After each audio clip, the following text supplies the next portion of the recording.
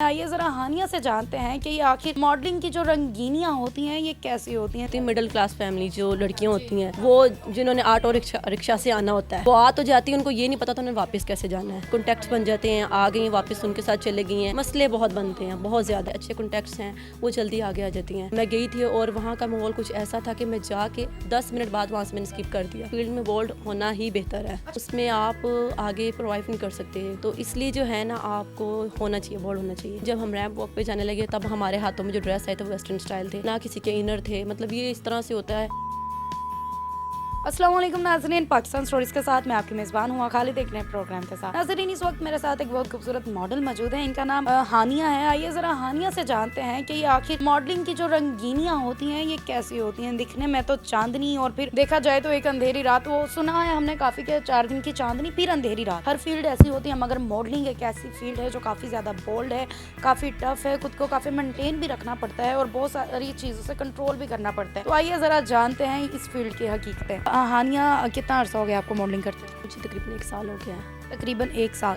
इस फील्ड में आना कितना टफ था आपके लिए? हाँ, बहुत टफ है इसमें। कि फैमिली इश्यूज भी होते हैं? फैमिली इशू होता है, यहाँ पे टाइमिंग का इशू होता है, टाइम बहुत देना पड़ता है। अगर हम मॉर्निंग के टाइम निकले हैं, कभी कभी 2 बज जाते हैं रात को, तो टाइमिंग का बहुत ज़्यादा इशू होता है। इसमें स्ट्रगल बहुत ज़्यादा है, इसमें मेहनत बहुत ज़्यादा है। आगे जाने के लिए कितने शो करने पड़ते हैं, फिर जाके आप आगे पहुँचते हैं, तो इसमें बहुत टफ है, बहुत ज़्यादा। अच्छा हानिया, क्या इसमें वही लड़कियां आके आ सकती हैं जो अच्छे घरों से बिलोंग करती हैं या जिनकी फैमिलीज बोल्ड हैं, समझती हैं इस फील्ड को? इसमें सारा जो है ना लक का चांस है कि अगर आपका लग गया तो लग गया। जो थोड़ी मिडिल फैमिली की है ना, उनके लिए बहुत स्ट्रगल है। जिनका थोड़ा बहुत कॉन्टैक्ट्स हैं, लोगों से अच्छे कॉन्टैक्ट्स हैं, वो जल्दी आगे आ जाती हैं। जैसे मैं रैंडमली आई थी, मुझे 1 या 2 दफ़ा ही आना पड़ा है, यानी कि मुझे इतना स्ट्रगल नहीं करना पड़ा। बेसिकली लड़कियों को स्ट्रगल बहुत करना पड़ता है, बहुत एफर्ट करके फिर नेक्स्ट प्लेटफॉर्म पे वो जाती हैं। पहले जो है छोटे स्टेप से स्टार्ट लेती हैं प्लेटफॉर्म से, फिर आगे जाती हैं, और जब बड़े प्लेटफॉर्म पे जाती हैं तब जाके थोड़ी सी आसानियाँ होती हैं। अदरवाइज उसमें भी यही मुश्किलात होती हैं, टाइम का इशू है, सारा टाइम का आपको टाइम देना पड़ता है, थोड़ी स्ट्रगल करनी पड़ती है, फिर जाके इतनी आसानी नहीं होती इसमें। अच्छा, जब शोबिस की बात आ जाए और न्यू लड़कियां अंदर आए, तो मैंने सुना है कि जो आने वाली नई लड़कियां होती हैं उनको बहुत सी मुश्किलात का सामना होता है, जिसमें प्रोड्यूसर्स आ जाते हैं तो उनकी पहले डिमांड होती है कि कंप्रोमाइज़ किया जाए, और ऐसी बहुत सी चीज़ें होती है। क्या ये रियलिटी है, आपको फेस करना पड़ा? जी, रियलिटी है। यहाँ पे आप जहाँ जैसे स्टेप आगे जाते हैं तो हर कोई आपको अपना कॉन्टैक्ट देगा, हर कोई बोलेगा कि आपको मैं फलां जगह पे ले जाऊँगा, आपका शूट होगा, ये होगा। होता कुछ भी नहीं है। हकीकत ये है कि कोई उनमें से 1-2 ऐसा होता है जो आपको सही रास्ता दिखाता है, ज़्यादातर आपको मिसगाइड करते हैं। इसमें सुना इस फील्ड में गिफ्ट्स की भी काफ़ी लालच दी जाती है, मॉडल्स को गिफ्ट्स दिए जाते हैं, पहले गिफ्ट्स देने के बाद फिर उनकी डिमांड्स बढ़ती जाती हैं। जी, ऐसा ही है। लास्ट टाइम मुझे भी एक सैलून में इनवाइट किया गया था, मैं गई थी और वहाँ का माहौल कुछ ऐसा था कि मैं जाके 10 मिनट बाद वहाँ से मैंने स्किप कर दिया। वो इस तरह होता है कि इंसान बहुत अच्छा, उन्होंने इन्विटेशन कार्ड, उससे अंदाज़ा हो रहा था कि बहुत अच्छा इवेंट होगा। तो जब मैं वहाँ गई ना, वहाँ पे कुछ इस तरह का सीन था कि मतलब वहाँ पे हम रुक ही नहीं सकते थे, क्योंकि मैं गई थी फैमिली के साथ, अपनी फ्रेंड को लेके गई, फिर उसका बेटा था साथ। तो वो जब वो वहाँ पे गया ना, वो भी शोबिस में, उन्होंने भी मेरे सॉन्ग में आई हुई है साथ, तो वहाँ पे हम लोग गए, वहाँ पे ऐसा कोई सीन नहीं था। एक छोटा सा इवेंट था, कार्ड पे इतना भरा, गेस्ट जो थे वहाँ पे, यानी कि जो दिखाते हैं बेसिकली वैसे होता नहीं है। अच्छा, मॉडल्स को बोल्ड होना कितना ज़रूरी होता है? होना चाहिए, क्योंकि इसमें ना इस फील्ड में बोल्ड होना ही बेहतर है। अच्छा, बोल्ड होना क्या डिमांड डायरेक्टर्स की होती है या सोसाइटी की होती है, या मॉडल्स खुद प्रेफर करती हैं कि वो बोल्ड दिखे? होना इसलिए ज़रूरी है, प्रेफर नहीं कोई करता, ये इसलिए ज़रूरी होता है कि उसके बगैर अगर आप बिल्कुल सिंपल या डिसेंट रहेंगे ना, उसमें फिर आप चल नहीं सकते, उसमें आप आगे प्रोवाइड नहीं कर सकते। तो इसलिए जो है ना आपको होना चाहिए, बोल्ड होना चाहिए, इतना ज़्यादा भी नहीं होना चाहिए, एक लिमिट में रह के। आज की जो हमारी सोसाइटी है या आज की जो हमारी मॉडलिंग की दुनिया है, उसमें बोल्डनेस कितनी होती है?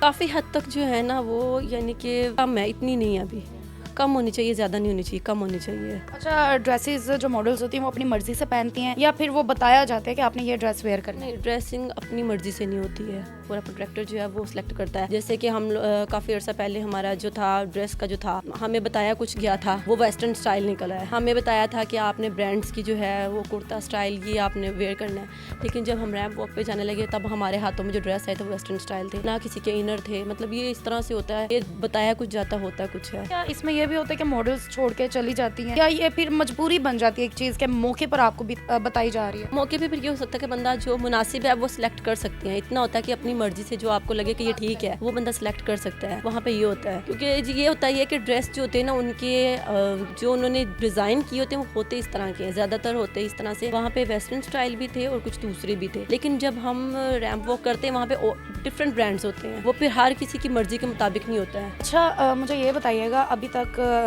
आपने मॉडलिंग की फील्ड में जितना भी काम किया, जितनी मेहनत की, इसमें सबसे ज़्यादा टफ टाइम क्या था? टफ टाइम ये था कि मैंने बहुत से शोज़ ऐसे किए हैं, ऐसी वॉक्स किए जिसमें कोई बेनिफिट ही नहीं रहा। मतलब कि उसमें ये था आगे जाने के लिए कि मतलब कि कोई अर्निंग नहीं थी। शो हो रहे हैं, अर्निंग नहीं थी। इसमें ये होता है कि अर्निंग आपको एक टाइम देना पड़ता है, उसके बाद जाके आप आगे नेक्स्ट लेवल पे पहुंचते हैं। काफ़ी सारी ऐसी चीज़ें भी होती हैं जिनमें लड़कियों को बहुत कुछ फेस करना पड़ता है। क्या ये टाइम्स भी लड़कियों के ऊपर आते हैं? जी बिल्कुल, डेफिनेटली आते हैं। जिस तरह की कुछ फैमिली होती है, मिडिल क्लास फैमिली, जो लड़कियां होती हैं वो जिन्होंने ऑटो रिक्शा से आना होता है, वो आ तो जाती है, उनको ये नहीं पता था उन्हें वापस कैसे जाना है। ये होता है, कुछ लोग होते हैं वहाँ पे ऐसे यानी कॉन्टैक्ट्स बन जाते हैं, आ गई वापस उनके साथ चले गई हैं। तो इसमें ये है कि मसले बहुत बनते हैं, बहुत ज़्यादा।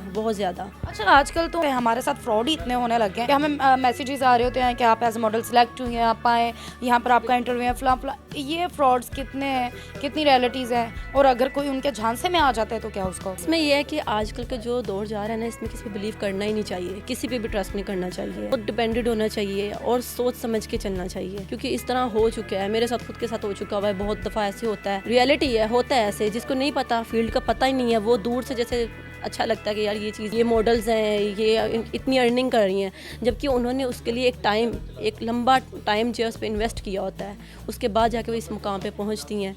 तो इसमें सारा जो है ना सोच के चलना चाहिए, सोच समझ के, एक टाइम देख के समझ के किस पे ट्रस्ट करना है और किस पे नहीं करना है। लास्ट में आप कोई पैगाम देना चाहिए? लास्ट में ये कि ट्रस्ट किसी पे नहीं करना चाहिए, ट्रस्ट नहीं करना चाहिए किसी पे। कैमरे में अच्छे से देख के बोल दे, लोग कर लेते।